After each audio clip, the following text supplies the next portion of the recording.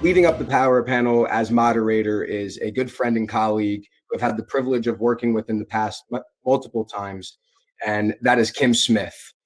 Kim has spent the past 30 years pioneering cloud and digital innovation to empower people and organizations through technologies and accelerators as they redefine themselves, radically grow, and extend their reach exponentially by re-envisioning customer experiences, employee engagement, operational processes, and business models critical to driving profitability via transformation in the markets they serve. She has defined the go-to-market and portfolio strategy across digital and cloud services for a multitude of technology platforms, industries, and sectors at organizations such as the Bank of New York, Microsoft, Adobe, Capgemini, and IBM, as well as a number of startup organizations. With that, I'd like to welcome Kim Smith.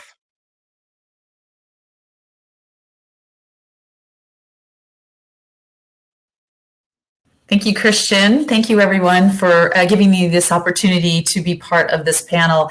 As Christian mentioned, I have been a longtime friend, ally, and executive sponsor supporting IdeaGen and its efforts. And every year in September, we typically are one of the sponsoring firms at IBM supporting the Empowering Women and Girls Summit, which is typically held at the United Nations in the ECOSOC every year. This year it was digitally held through the 17 goals. And thank you to George and Christian for running a great event. But I'm even more excited going into 2021 as being one of the top 10 women of influence identified by the Women in Cloud. So thank you to Chaitra and the team for the recognition. Gina, it's always great to follow you. You're doing such great things at Accenture, and to all the other women who've won this year, congratulations. I'm looking forward to this panel today because in the work that we have been doing, not only at IBM, but working with IdeaGen as one of the advisory, thought leadership advisory leaders, is to focus on driving innovation through collaboration, through public-private partnerships, and through executive engagement across every sector. And the exciting thing about this is the speakers that we have with us today. I'm going to let each individual introduce themselves. They are powerhouses for sure, and I think that you'll really enjoy the opportunity to hear their perspective on 3 of the Sustainable Development Goals that we'll focus on for today's discussion. And now George went through all 17, but the 3 that we'll focus on today are number 5, which is around gender equality, number 11, focused on sustainable cities and communities, and number 17, which is, as the IdeaGen team shared, one that's very near and dear to everyone's hearts, which is global partnerships and innovative collaboration. So with that, let me go ahead and start by introducing each panel member and letting them talk a little bit about themselves, their background and experiences. And I'll start with Chantaline Carpenter, who is the chief of the United Nations Commission for Trade and Development out of New York. Chantaline, will you introduce yourself and share a little bit about yourself? Thank you. It's a pleasure to be here, and sorry we can't all meet at the UN this year. Can you hear me? Yes? Yeah. Oh, sorry, Chantaline, I think we can't quite hear your audio. If you want to try again. Okay. Can you hear me now? Yes, perfect. So I was thanking you, and I was deploring the fact that we can't meet at the UN this year. So I'm disappointed to not be with you all and welcoming you in the house of We the People. But next year, everything, let's hope we can all be together. So I run the New York office of the UN Conference on Trade and Development. And it is basically the entity within the UN that works on the other part of SDG 17, which is trade and investment and related issues of entrepreneurships, technology, or the sustainable development. And so my role in New York and my team is to basically feed the knowledge that's created on these issues, on aligning investment with the SDGs and technology with the SDG into the intergovernmental process, so we can actually speed up within this decade of action, the acceleration of implementation of the SDGs. Wonderful. Thank you, Chantaline. Lakshmi Pachuri, who is the CEO and founder of Inc. I'll let you introduce yourself as well. Thank you for joining us so early in the morning, India time. Hi, everyone. Can you hear me okay? Yes. Great. So I'm Lakshmi Praturi. I'm the curator of Inc. Talks, and our charter here is how do we accelerate the journeys of game changers? Because one of the things we are talking about is gender equality, and the other thing we are talking about is partnerships. And the thing that's essential for both of them is to have amazing leaders who are from a very, very interdisciplinary background across gender, across age, across disciplines, to not only be amazing leaders in themselves, but to be able to connect with others across disciplines. Because a lot of times we connect with only people in our in a vertical, or probably our gender or our interest. So, when we put an artist together with a technologist, together with, maker, you have the most amazing, innovative ideas come out. And that's really what we do, and focus a lot on women leadership. So it's really about finding great leaders and accelerating their journeys. And I think, Kim, maybe you were talking earlier, and also about how each of us experience something in our careers, and that's what propels us to do what we do.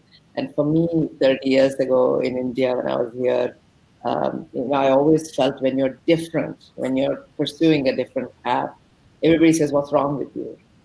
Why do you argue so much? Why do you talk so much? Why can't you just toe the line?" And when you're in that different zone, at every generation, you're in that different zone in a different way. It's difficult to find a community that says "and" instead of "but." Most of the time, we are in a "but" community. We say, "Oh, that's a great idea, but nobody has ever done it. Why do you want to do it?" Instead of saying, "It's a great idea, and let's figure out what we want to do." So our goal is to create the most amazing network of thought leaders, and we focus on India. So it's about taking the best of India to the rest of the world and bringing the best of the rest of the world to India. So that's what we do, is find those game changers and create that and community. That's fantastic, Lakshmi. Thank you for sharing that. And our final panelist, Dr. Christine Galeb, I'd like to introduce you and let you share a little bit about your organization as a Senior Director of Programs at ION Houston. Sure. And hopefully my camera's coming on in just a second here. Great. So can everyone hear me okay? Yes. Yes. That verbal and then head nod, the nonverbal, that does wonders in the online world. So thank you all for that. So as Kim said, my name is Dr. Christine Galeb. I'm the Senior Director of Programs at the ION, and the ION is located in Houston, Texas. So our vision is that we're accelerating innovation and connecting communities. So the themes of partnership and being not the well, but this, but the and this, that underlies what the ION is doing. Our mission is as follows. The ION anchors, activates, and accelerates the innovation ecosystem through partnerships, pathways, and programs that create opportunities to advance and sustain resilient economic growth in Houston. So there's a lot of P words in there, there's a lot of A words in there, but we're tackling the sustainable development goal that is sustainable cities and communities. And of course, other goals as well, but that's kind of our primary focus as we think about Houston's regional economy. So just a little bit about me. As the Senior Director of Programs, I oversee our Accelerator Hub. We have 4 accelerator programs at the ION, one of which I direct, the ION Smart and Resilient Cities Accelerator. I also oversee our academic network. That's the 10 colleges and universities that have a presence here in Houston. And I oversee our workforce development program, so leading to that resilient economy that drives Houston. I also oversee our mentor program. So that's a little bit about me. I will turn it back to Kim, and let's kick off our panel. Wonderful. Well, thank you all for being such powerhouses in everything that you do and breaking new ground.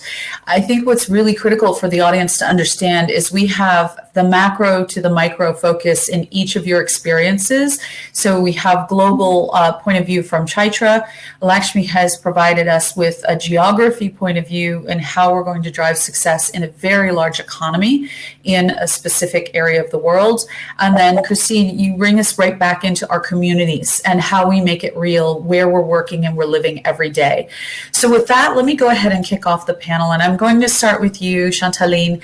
If you could please provide us with your perspective, and I think about the macro socio-economic perspective on the current situation of COVID-19 as a pandemic. You've been looking this right in the eye for the last year and a half almost, and it would be helpful to give context to everyone here what you see from the UN's vantage point, what this means, and how it's impacted our progress in achieving the Sustainable Development Goals. Thank you, Kim. Just checking that everybody can hear me.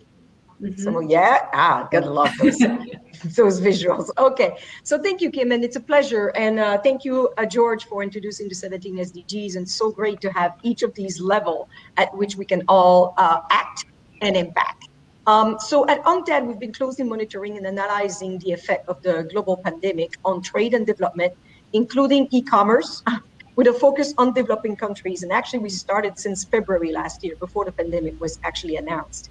And in November, we did publish a report that summarized all of those impacts with a focus on the impact on developing countries. We'll get back to that. So moving rapidly across borders along the principle of arteries of the global economy, the spread of the virus has benefited from the underlying interconnectedness of fragilities of our market and globalization, and basically catapulted a global health crisis into the worst economic crisis since the Great Depression. And hitting the most vulnerable the hardest, as I think we've all seen and heard. Now, but let me give you some numbers. We all know unfortunately, we lost already 2 million people, but we've also had 8.8% of the global working hours lost, 8.8% lost, equivalent to 250 million full-time job loss. Now, in perspective, if you wonder, this is 4 times more job loss than we did during the financial crisis in 2007. So we're not talking about the same thing. We lost 4.5% of the GDP, the world GDP, in 1 year. Foreign direct investment declined by 42% over the last year. Now, another major source of fiscal revenue for government in developing countries are remittances and trade. Well, both of them are down 10% in the year. We have 130 million people at risk of falling in extreme poverty. That's our goal 1. Going back on that, and George mentioned SDG 2 on food security. Many people worldwide put their life at immediate danger because of acute hunger. And I'll pause here just for us to realize this. Now, on top of this, the impact of COVID-19 is not gender neutral. Women are affected disproportionately to men. Women are employed and overrepresented in the most affected economic sectors, such as the tourism and services sector. And they're typically the first one to lose their job or to leave their job because they have added work at home, unpaid care that they have to do at home with children now being schooling from home. And the girls are the first one when we take out of education. If there's only one computer in the home, it's going to be typically the boy that would have access to the computer and not the girl. So we are going back at the year that we had 25 years of Beijing, where we were to celebrate the economic empowerment of women and gender equality. We're actually fighting back against the fight back. And we're basically losing ground. Now, another area that is really of concern to us is micro, small, medium enterprises. Why? They're the bedrock of our community. They create, in developing countries, up to 90% of the job. In other countries, it's between 50 and 70% of the job. And 50% of the world GDP is created by micro, small, medium enterprises. And they're harshly hit by the lockdown, increasing their risk of failure by 10% as of September last year. Now, we are going through a second wave of lockdown, and many of those small, medium enterprises add 2 months left of cash flow to be able to survive. And so this number is really getting to be bad. Now, I mentioned about women being worstly affected. Well, if you are a woman-owned micro, small enterprise, you're 27% more likely not to survive this pandemic, according to our study. So this is not getting in the right direction. And people, and it's understandable, are yearning to go back to normal. How often do we hear that? We have to really catch ourselves when we think that or say it. Because we live in a world plagued by increasing uncertainties, volatilities, and inequalities, with those at the bottom of the pyramid having limited opportunities and wealth, being wealth concentrated at the top, leading to social unrest, populism, and mass migration of the world. We were not on track to achieve SDGs, having made little progress on SDG 1, 3, and 4, education and health, and poverty. But already before the pandemic, we were going down on SDG 2 and SDG 5, as I just mentioned, hunger and gender equality. And the little progress we were making them at the expenses of SDG 13, 14, and 15, which are life on land, life in the ocean, and climate change. And basically, as our Undersecretary General has famously said, we're literally waging war on nature. On top of this, the digital divide between developed and developing countries, rural and urban area, as well as women and men, is just been amplified by the COVID-19. It has deepened pre-existing inequality. What the COVID is doing is deepening pre-existing conditions. And it's basically also demonstrated our interconnectedness through our trade route and exposed the self-limitation of our outdated socio-economic models. However, as Kim and George and people that know me well know, I'm an optimist, and I really believe that 2021 is an opportunity to rebuild better.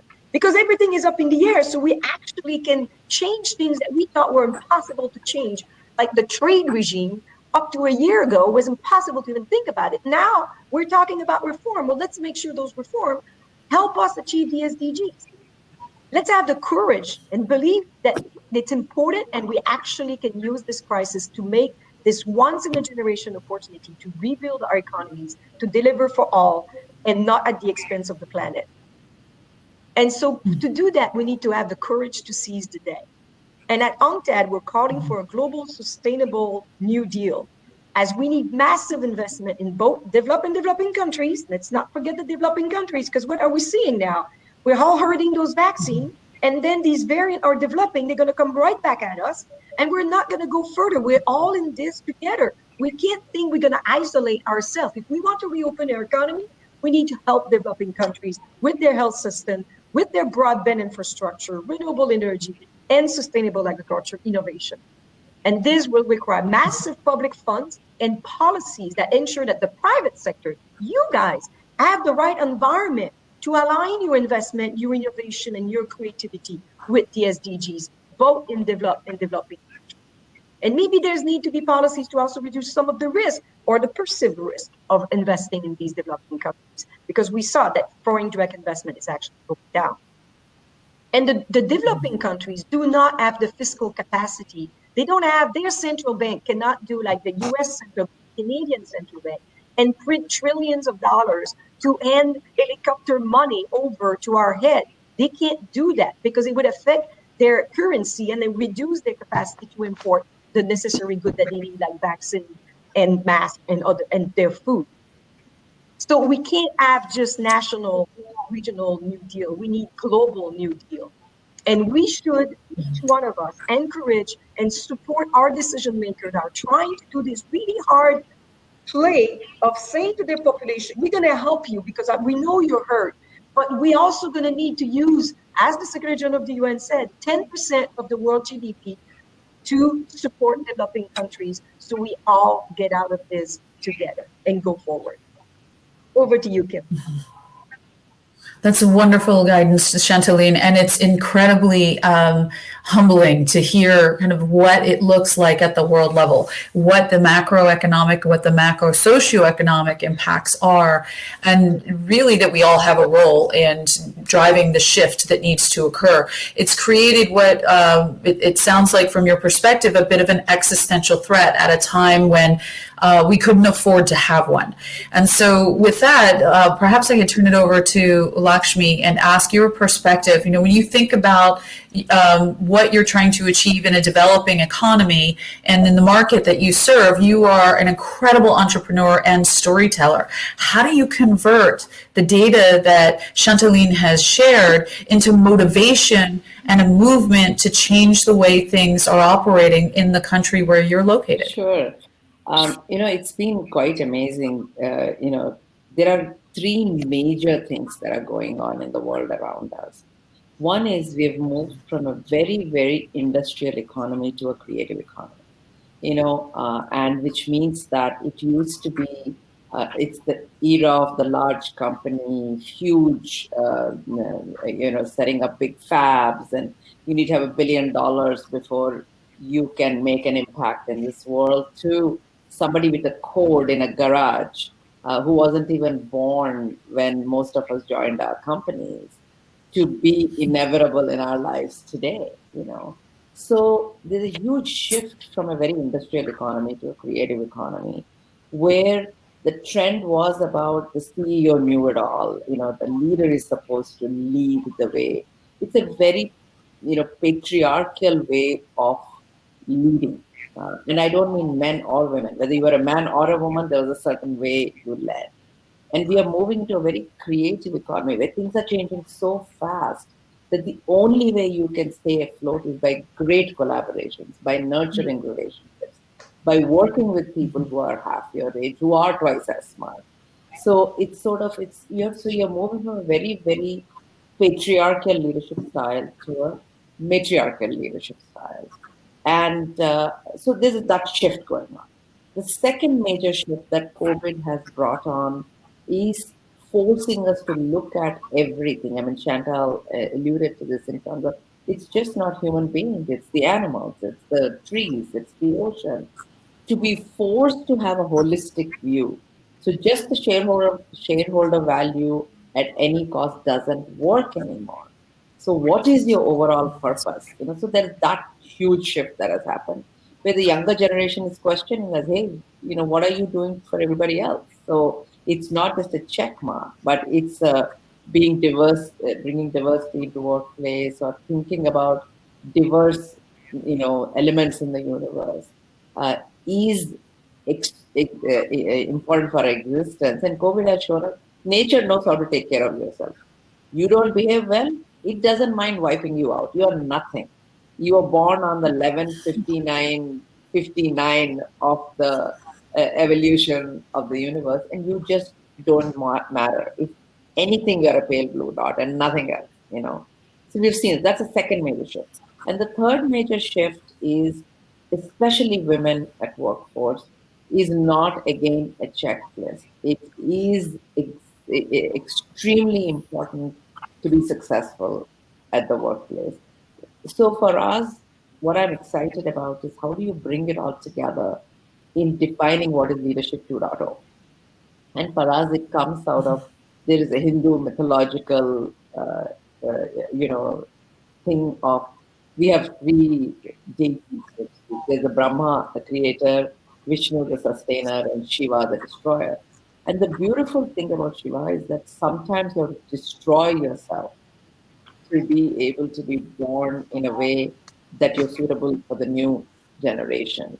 So it is about how you destroy yourself. The second thing about Shiva is that he is called Ardhanarishwara, means half man, half woman. So he has taken his wife into himself. So he has become half man, half woman. So the new leadership style is really about that, is that you need to have the patriarchal as well as the matriarchal leadership style within you. It's not just for the woman leader to nurture while the male leader can lead. It doesn't work anymore. It is important, no matter who you are, to be nurturing, to be mindful, at the same time to be decisive, to be combative, to be collaborative. Everything in the same person has to be developed. So the thing I'm personally most excited about in this is, number one, doesn't matter who you are, you are on to a lifelong learning of how to destroy yourself and rebirth yourself and combine everything within you to be a global leader. And the second thing, especially working with women, to say the most work women have to do is with themselves. They have to learn to ask. They have to learn to say, I want. And I keep telling everyone I talk to is that the worst two words that were coined in bringing up a woman was be a good girl. I don't know what being a good girl means. Most of the time it is do what you're told and don't ask any questions. So we just tell a lot of the young women leaders we're working, just strike those things. Be good, do good, but be a good girl doesn't mean anything. So, in what you want to do, some people may like you, some people may not like you, but stand for what you want because those who like you will be with you forever and you can't please everyone. So, really, for me to work with women, it's amazing at any age how difficult it is for women to say, I want. How difficult it is for them to not raise their hand the minute a need comes up. You see this all the time. And so to say it's okay to say it's okay to say want, because that is what will lead to us doing better in this world. So that's really what we're focusing on, Leadership 2.0, and especially with women to be equitable, they have to ask for it. It's not going to come to them. So this is the work that we do, and I'm very excited about it. Lakshmi, I like how you tied together what Chantaline shared and some of the barriers and the challenges, and that we have to really step back and take a pragmatic look at our social norms, at our cultural kind of guardrails, and say which ones are going to work to drive a growth mindset and which ones are holding us back. Regardless of the socioeconomic status of a given geography or a country or a community, we continue to put barriers in front of ourselves because it's been traditional on some level, right? And how can we remove those barriers at that local level so that we can then extend our hand out to, the world on a global economy scale and say, what will it take for us to make these changes? Because if we can't make them in our own cities and communities, then it's going to be very difficult for us to achieve what Chantaline asked for, which is step up and show up globally. With that, Christine, I want to tie in some of the work that you're doing at the local level. And so when I think about sustainable cities and communities, which is the Sustainable Development Goal number 11, I think about the work that you're doing with ION and tying back to what both Chantaline and Lakshmi just shared. What can you tell us about what's working and some of the challenges that you're seeing in making cities more sustainable to extend some of those learnings and best practices to perhaps socioeconomic environments where you don't have some of the tech, or perhaps that aren't as advanced as the city where you reside? So there's a ton of great questions in that question. So I'll try and kind of break it down a little bit. I wanted to stress a few things. One is the systems thinking nature of how we see the world. And I think kind of underlying a little bit of what Chantaline and Lakshmi have been saying is we have to take a look at the iceberg, right? And we've got to see, here's that iceberg. I'm only seeing the tip of it, but what's underneath the surface? Because whatever I'm seeing is just the observable event. It's what happened. I see it, you see it, everybody sees it, but not everybody sees the reasons, the rationales, the factors, the relationships that cause that event to occur. So I think we have to unpack systems thinking a little bit and think through the Earth as a system, right? It's an ecosystem, it's systems of ecosystems, it's ecosystems of ecosystems, and that goes all the way from the globe to the local level at the city. So something we've done here in Houston, just to highlight a few things, we have the backing of our mayor, and having the backing politically is a big carrot, because we're able to form a partnership with the city where every day I work very closely with the city, and we're bringing startups in, we're bringing organizations in, we're embedding innovation in a city, which when we think of a city, we may not think, oh, wow, they're the fastest moving organization in the world. But here in Houston, having that support, having a mayor that is tackling climate change head on, that is not afraid, who is bold to empower his people, to hire a chief resilience officer, which we did, and we published the Resilient Houston strategy a little over a year ago. We published our climate action plan on Earth Day of 2020.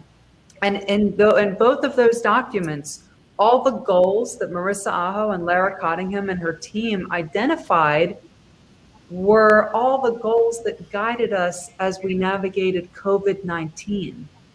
So that's one thing, is having the government that is strongly supportive of the work that you're doing at the local level, because that will also bring in point two, the public-private partnerships that have enabled the ION to be successful. So we have our founding tenants and founding partners, Microsoft and Chevron.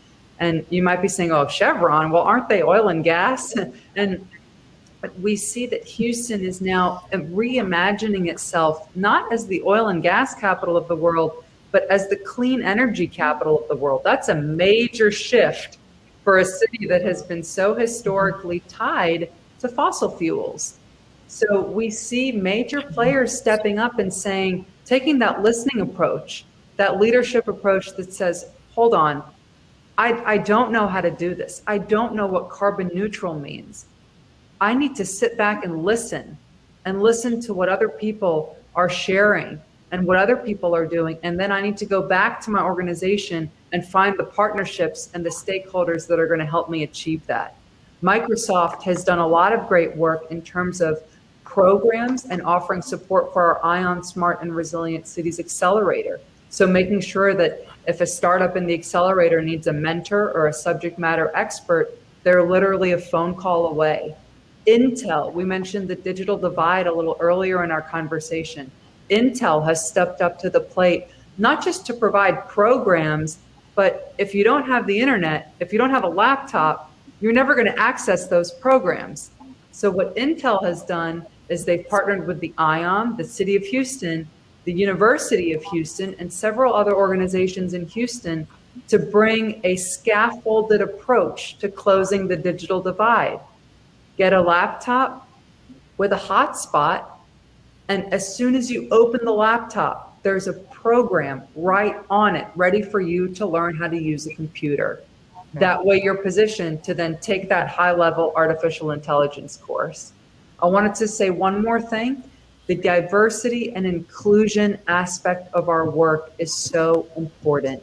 The ION is anchoring Houston's Innovation District. It's a 16-acre district stewarded by Rice Management Company, Rice University's management company. They run our endowment, and they also have invested in the district here in Houston. And we are building that district with an eye for diversity and inclusion from the ground up, so that everything we do, we're doing with how do we get more women and minorities, not just in the room, not just at the table, but having a voice at the table, having a voice in the room. And we're engaging our community as we do that. That's wonderful, Christine. And I think you've illustrated the anatomy of what a best practice looks like that goes, starts at this most simplistic level of giving access and then converting that access into connection and collaboration for innovation.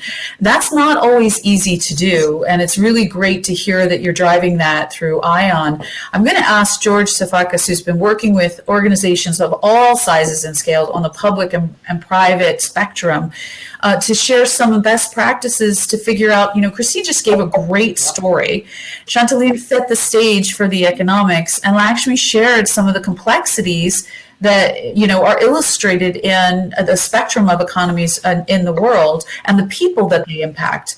How do you approach this? What is the blueprint for solving for partnerships that allow us to bring, this problem solving together more effectively? Well, Kim, you and I have worked together many years now, and Chantaline, I recognize you all, and you know, we all in the end stand on the shoulders of giants. I personally stand on the shoulders of Louis Stokes, a congressman from Cleveland, Ohio, who spent 30 years in the United States Congress, was chairman of our board and helped us create IdeaGen. But the point is, Lou Stokes was talking about exactly what we're talking about today 30 years ago. And suddenly, the empowerment of women and girls is on the front page of every newspaper. Suddenly, inequality is everywhere, right? And I think what we need to do is do exactly to extrapolate from what each of you said so articulately. A giant is amongst us in Chantaline. A giant. I mean, Chantaline, are we ever not inspired by you? I mean, is this like, well, I'm just going to tell you, it's with great admiration. You're all doing such incredible things. And I think we stepped up and defined dynamic resiliency as the ability to see around corners and creating partnerships in good times so that when you have a global pandemic, you can, at minimum, continue operations, right? And or thrive in some ways. The Secretary General of our incredible United Nations, just last week at Davos said, the private sector has a key role to play in lifting countries out of both the COVID-19 and the climate crisis. This is the Secretary General, Antonio Guterres. That's what he told business leaders. And what I love about that is that there's been a shift over time where organizations are no longer saying, we got this. We can do this alone. If you can simply recognize that you can't do it alone, then you're open to creating partnerships. And so that's a sea change. The mayor of Houston clearly recognizes that he cannot do this alone.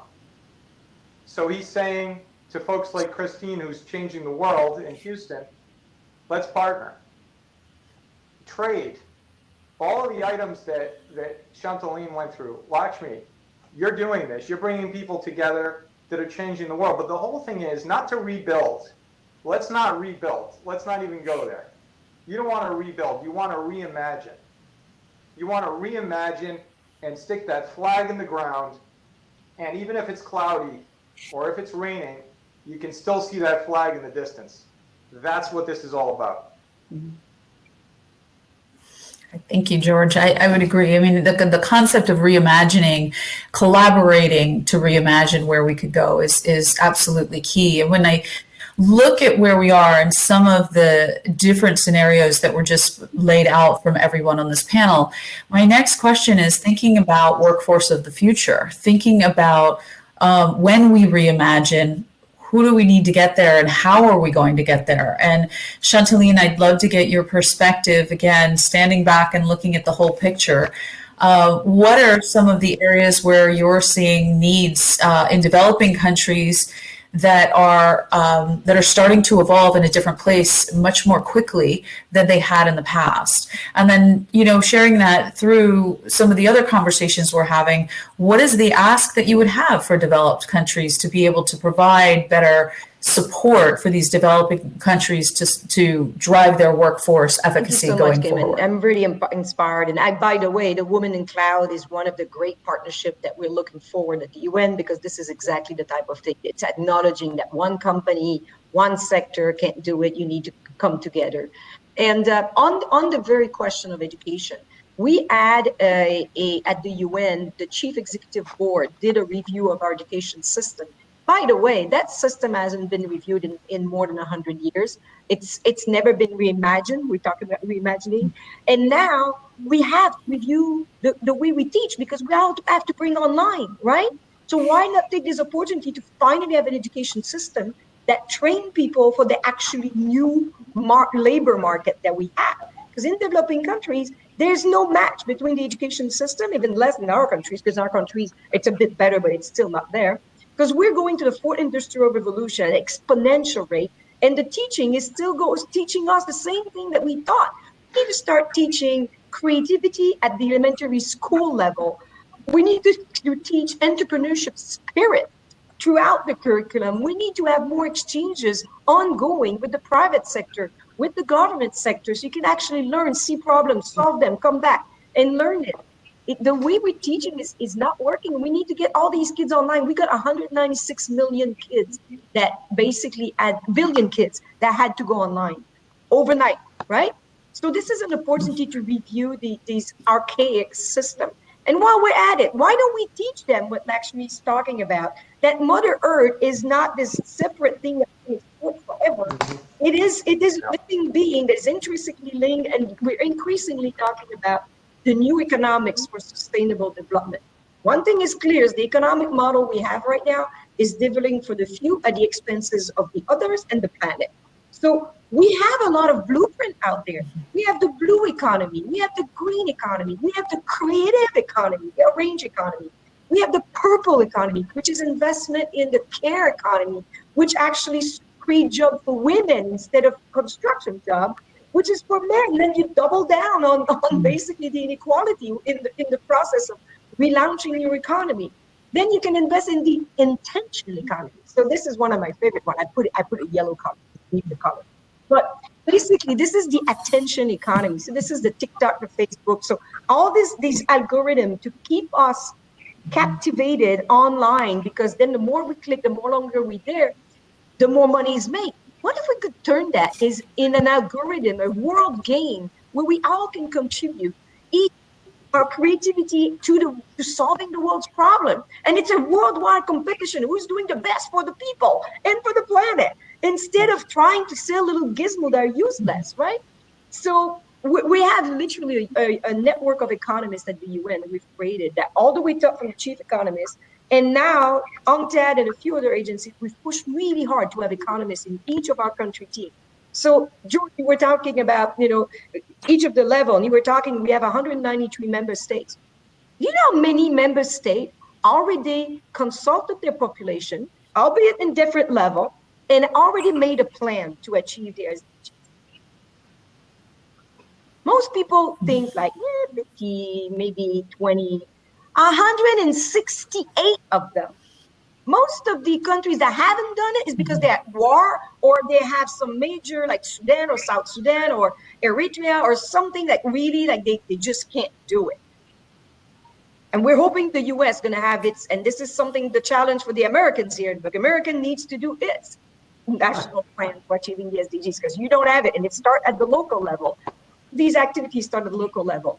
And then what is magical about it is because once they do this review, and they say, okay, we're going to prioritize which SDG for my country in consultation with the population. And then they say, oh, we're going to cluster them. And then they say, oh my God, it's not going to work, because the labor ministry is doing one thing, education is doing, health is doing, and finance is financing something else. We need to bring them together. So what they do? They create institutional mechanism right under typically the president or the prime minister. You need somebody that has that power. Stop this side approach. Work together. Bring civil society. Bring the private sector, and talk to each other, so that at least if you don't synergize with each other, you don't undo what the other one is trying to do, right? And so there's so much going on, but we don't realize sometimes. We think we're like a little drop in the water somewhere, but there's really a momentum. There's also a momentum in, imagine this, women in the cloud, 1 billion women getting access. We have the frontier technologies, right? It's a totally new space. So the men don't have an advantage over women. Why don't we send a moonshot for ourselves? 50% of the asset in the frontier technology needs to be owned by women. And we put all our mind to it. And it's not just, they own the infrastructure, the satellite, the infrastructure, and for the renewable energy as well. Because as women own less than 10% of the asset right now in the world. We're not going to fix this problem until women own asset. And we have a chance to do this. And then the other thing I just want to close on, we will not have a peaceful world, achieve SDG 16, and achieve the other SDGs if we do not invest in this digital divide. And it's not enough to have the infrastructure. I think Christine said it very, very concretely. I love it. Giving the computers to someone is one thing. Giving them access to the internet. Most women, or in Africa, some people are willing to go without eating to pay for their connection. And then they're not going to use it to make money. They're going to use it to go on Facebook because they miss that connection with their family. Digital literacy is extremely important. Training in using these devices, and training in the opportunity. We went from, as business, we need to have our ESG, environmental, social, and governance issues correct. We're quickly moving to, no, we need to partner with the SDGs. And increasingly, you will see, George mentioned that the Secretary General is calling on mandatory reporting, disclosure of core indicators from the private sector. And those that are in the leading edge, like you guys, would be benefited because you can actually demonstrate to the world how much you're contributing to the SDGs, because we have 33 core indicators to do that. And the other one will be easily identified by consumers and investors as they're not the one I want to support. Right. Well, that's Chantal, you hit on so many factors that are critical to our success. And if those levers aren't pulled, in the right order at the right time, we lose momentum at any given stage. And you're seeing that happen.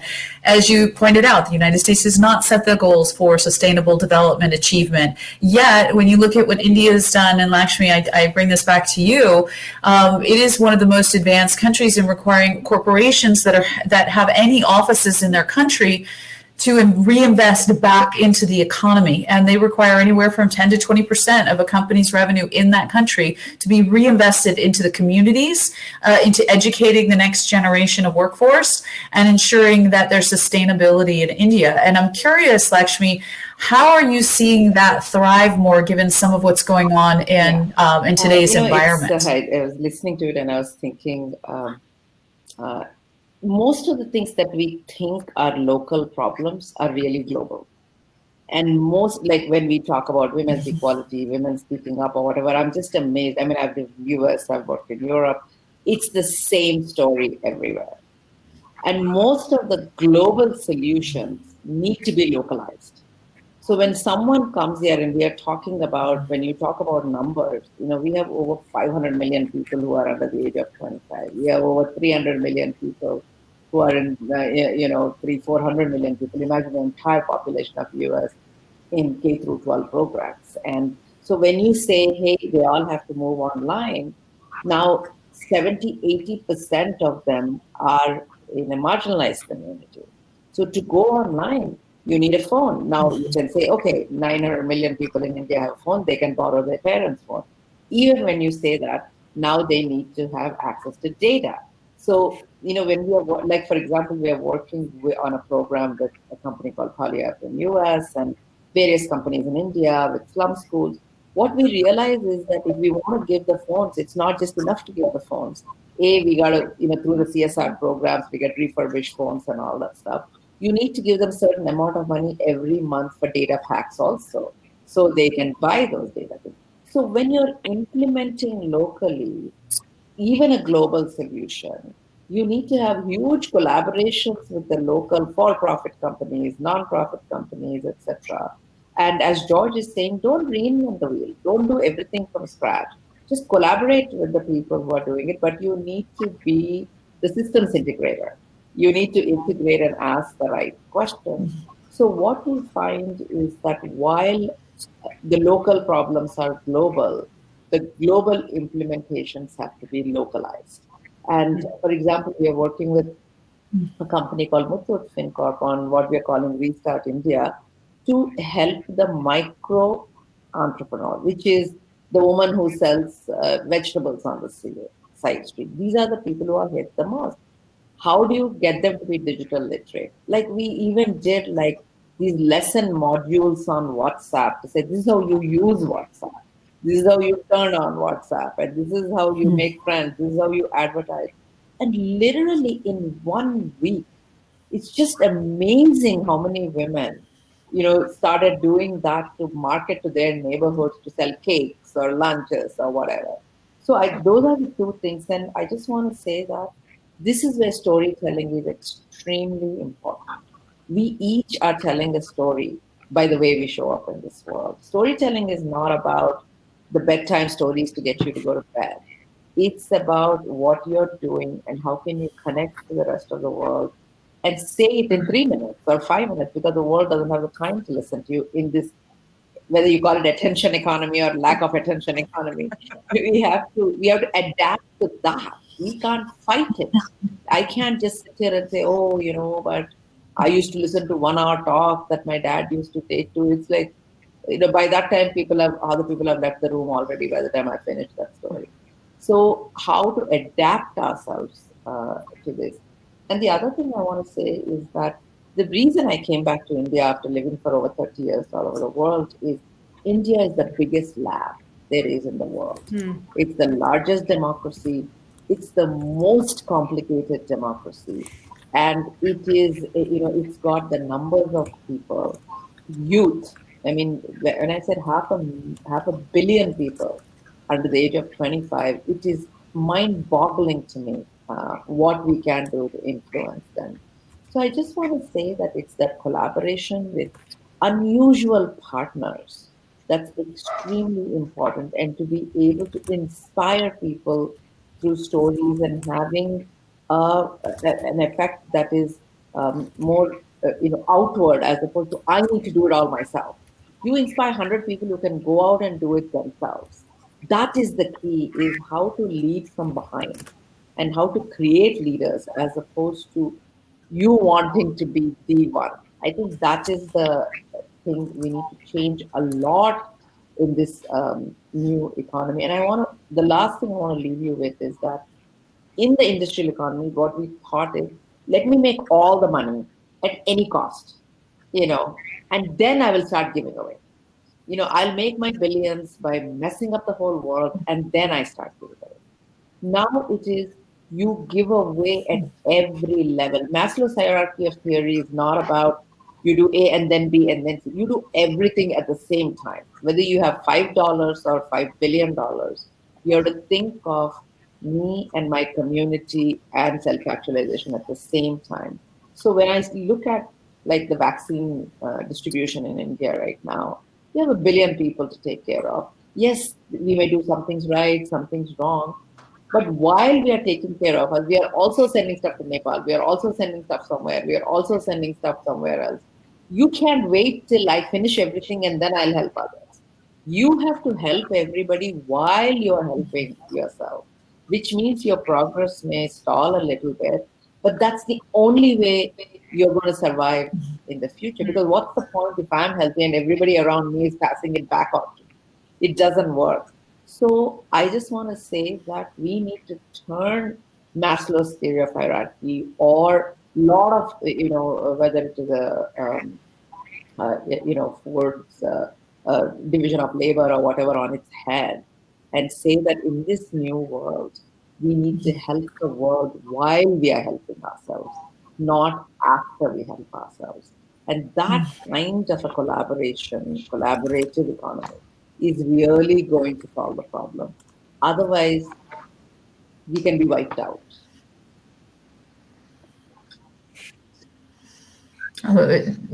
Wow. I think each of you have provided such powerful and impactful perspective. And the multifacets of what we've covered today has just really reminded, I think, all of us of the importance of every aspect of the Sustainable Development Goals is interlocked, right? There's interconnective tissue between every aspect of what we're trying to achieve through collaborative innovation. What I love about IdeaGen bringing all of us together today is because this is exactly what IdeaGen does. And George, I know you've got some other great examples of bringing together leaders like the ones that we have on this panel and converting that to change for good, which is really what we're all here to do. What I'd like to wrap this portion of the session with is what George loves to refer to as the lightning round. And the lightning round is really focused on you providing your perspective on 3 key lessons that you've learned that have the potential to change the world.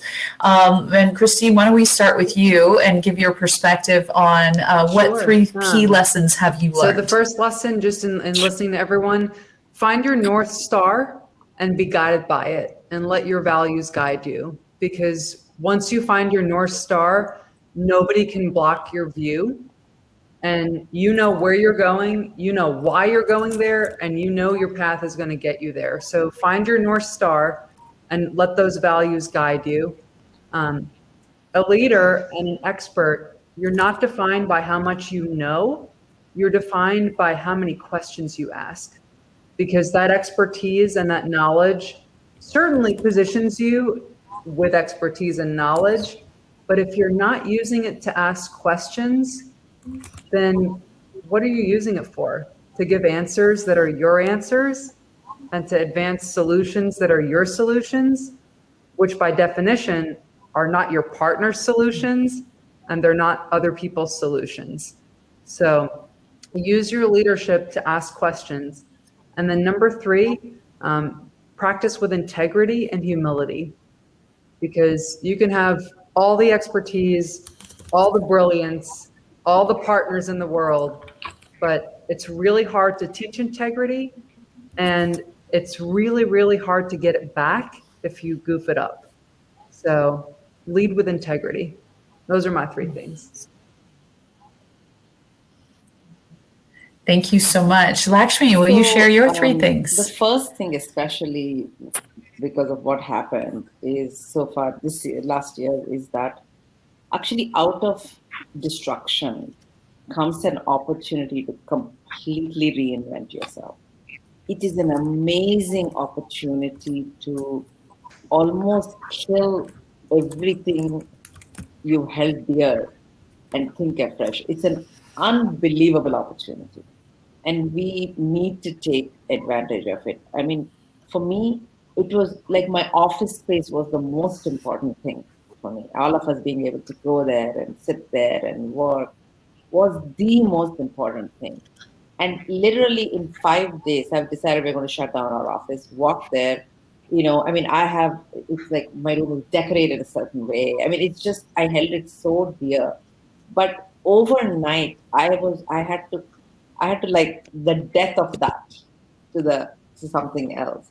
Similarly, in our kids' education, I always told my son that, I love that you play soccer, but do your undergrad in computer science or whatever while you play soccer in the evening. And during this time, we have time to be at home. And he convinced me, he says, to me, soccer is my career. I don't want to do something else and do this. And it was a whole new thing for us to think about, to say, what does that mean? And really have to choose to take him to a different country, enroll him in a boarding school, and letting go of him much sooner than we expected, because we had to respect that it's a new birth for him, new life for him. So to be able to kill who you are, and I understood when in Hindu mythology we talk about reincarnation, we think that, in this life, if you do well, you'll do something in the next life. That's not what reincarnation is about. It's about killing yourself almost every day and taking the rebirth the next day as a new person, truly with a new mind. You can't BS yourself, You really have to think, to be able to kill your old values completely and look at it. That was the biggest lesson for me. The second lesson I've always held dear, which is proved even more, is just ask. Amazing how many things open up if you just ask. You have all these facades of how can I ask, and what if they say no, and blah, blah, blah, blah, blah, whatever. But just goddamn ask, And I'm just amazed by how many things opened up if you show that vulnerability, say, I am drowning, help me. 20 people are there to help. So that's the second thing. And the final thing is, for us at Inc., there was a quote that guided us from the beginning. And this is about a quote I heard that says, life ought not to be measured by the number of breaths we take, but by the number of moments that take our breath away. So if that's true, we need to create a world of leaders who can give us breathtaking moments, not just money in the bank. And it's this COVID, if anything, has shown us how many of our houses you have, cars you drive, clothes you have, shoes you have, no use. Because where are you going to wear it to? You're sitting at home in front of a screen, So it has shown us it's that what we need to be greedy about is to creating magical moments. So how do we create leaders who are experiential leaders, not academic leaders. How do we put people through experiences so they are inspired to go out and do something? So that is the biggest lesson for me is how do you create billionaires of moments, and how do you create a training ground, a breeding ground, a connection ground for it. So we are connected experientially, not academically. So the new schools, the new learning grounds we have to create are experiential and connected, and not just a degree we get by sitting somewhere for 3 years. And that these three have been really about a new world of reincarnation, asking, and billionaires of moments. These are the three things that's been really reinforced and woken up for me in a much stronger way than ever before. Wonderful. Thank you, Lakshmi. That was incredibly empowering to hear. And Chantaline, would you please share your three lessons? Let me try to get different. I agree with everything that's been said, and I'm inspired to be with you, ladies, and George. I mean, this is so cool. I think I would start by I'll go maybe less personal. One is we were not taught when we went to school how to ask ourselves every time we do a plan, every time we do a policy. With this plan, with this policy, who is left behind? Our women, our ethnic group, our rural area people, our indigenous people? Because if you don't ask yourself that question, you will leave somebody behind, unless every one of those people are represented in your decision-making process, which is rarely the case, but congratulations if you do. So ask, again, who will be left behind with this design or this policy?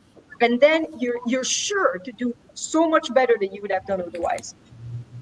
Lakshmi, you mentioned helping others while we help ourselves, and this is, I like to think that's what we do at the UN, and that includes supporting the developing countries, especially the least developing countries, micro, small enterprises, and the digital divide in those countries.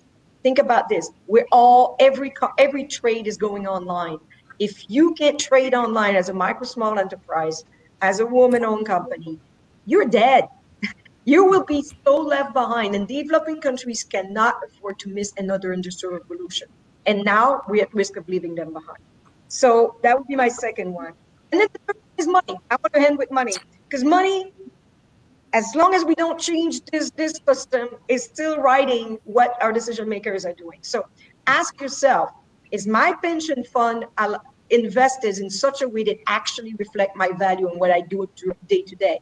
Is it supporting the SDGs? Is it supporting at least a transition towards renewable and decarbonized economy, inclusive world, or not? And if not, talk to your advisor and financial advisor, because that is, I think, the largest impact that we can have by ensuring that university pension fund, our pension fund, and others are invested in alignment with the SDGs. And we're getting there, and I believe that disclosure is going to get us even closer to that. So if people are talking about mandatory disclosure of homogenized core indicators, please support it, because then we can all make the right choice. Wonderful. And the one last thing, Chantaline, we didn't talk about it much, but when you think about that economic exclusivity versus inclusivity, right, that we're dealing with today, one of the major programs that the UN has launched is E-Trade for All. And I think it's really important that this particular audience understand more about that. So even if we don't have time to talk about it today, I think it would be good for the session that follows this, where people get a chance to ask some questions, or you could perhaps provide the link for E-Trade for All. I think it really solidifies what you've just said, which is, if I'm not having inclusive impact, so much, and then how do I make it so? E-Trade for All is basically, we do e-readiness assessment. So we go in developing countries and look if are they able to do online payment? Can they actually deliver? Do they have an address where people can actually receive the package? I mean, we go all the way through the whole infrastructure, and then basically make recommendation of how they could be ready for e-commerce. And then basically we have all the partners, the DHL and all of the regional development banks and the UN that can help these countries with specific issues that they want to focus on first. And then as part of the E-Trade for All, we have E-Trade for Women. And there, of course, it's to help. We have 7 women in the digital space, entrepreneurs that are really amazing. And they're basically there to be the face, because women in those countries don't see women in the digital space. They don't think they can do it. So to have a if you see it, you can be it, right? So we do that. But we also gave these women the opportunity to talk to policymakers to remove those barriers that prevent them from actually being able to take advantage of online commerce. So I'd like to say more. I'm going to put the link on the chat, and I'm happy to discuss further. Wonderful. Thank you, Chantaline. And George, I turn it over to you. I know we're wrapping this session, but any closing comments you want to make on what we've talked about today? First of all, I want to thank our panelists, Chantaline, Christine, and Lakshmi. I am honored. This is one of the most profound power panels that I've been part of, and you really have moved me and humbled me immensely. So thank you for sharing your time, your perspective, your experiences, and your expertise. Sincerely. Masterful moderator, my gosh, and what an incredible panel to do this with. You know, it's a round world and life is very short, so I'll extrapolate what I just heard. The first thing is empathy. Empathy is everywhere now. You know, it's on t-shirts, it's on, you know, the evening news, it's all, you know, it's everywhere. But empathy, we cannot forget that empathy is not sympathy. And everything I heard everyone talk about is exactly that. And at the same time, I think we need to hold these leaders accountable. You know, across the world now, it's you're this or that. It's not that simple. And I think we need to get into these conversations. What I love about what we do at IdeaGen is we bring in everybody. We talk about everything, and we're talking about solutions. And why I love the global goals is because these global goals are not political. You can make them political, but they're not political. If you're against hunger, if you're against poverty, if you're against empowering women and girls, well, then you need another planet. The point here is that these goals bring people together, and we see them as a galvanizing force. And you heard it coming loud and clear from Chantaline today that, you know, empathy is not sympathy. That the other piece of advice I would give is believe is a word that's difficult. For example, if you're a female entrepreneur and someone says, well, Kim, this is how you do it. You know, you go here, here, and here. You know what? Never believe that there's only one way to do something. You know, you have to be empowered to say, I can do it, and I'll find the way to do it. I learned that late in life. I didn't go to a school that taught me that, okay? That's the life lesson that I had. And then the word imagine came up a lot today. Reimagine, imagine. It's not by accident. Whether you like it or not, I like it. Imagine by John Lennon is a very famous song because you're driving down the road and you put Imagine on and you say, wow, I can imagine this or that, a world with peace, a world with, you know, blooming trees and a clean environment, whatever it is. And you can imagine that. But Chantaline, you said it, and I'm going to close on this. You said, if you can't see it, you can't be it. So I can only imagine what I've seen. My wife has written the book. I helped a little bit with it. You take what you took from life experience, even if it's a novel and it's fiction, you can't imagine it unless you've seen it.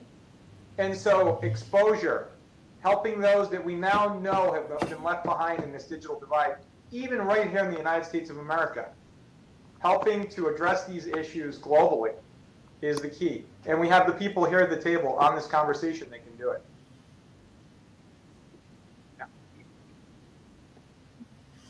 Wonderful. Well, thank you. Thank you all. With that, I'm going to turn it over to Christian. And Christian, I'll give you the agenda and the baton back. Thank you, everyone, for your time. And thank you for giving me the opportunity